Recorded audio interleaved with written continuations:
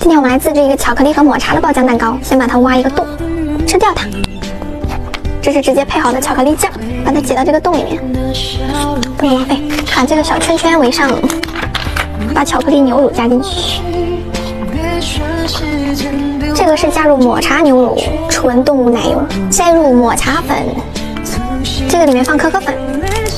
制作完成啦，我们先来爆这个抹茶的，把这个巧克力也爆。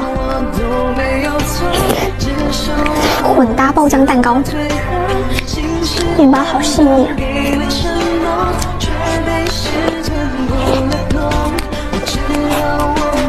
这个抹茶里面有麻薯，看拉松。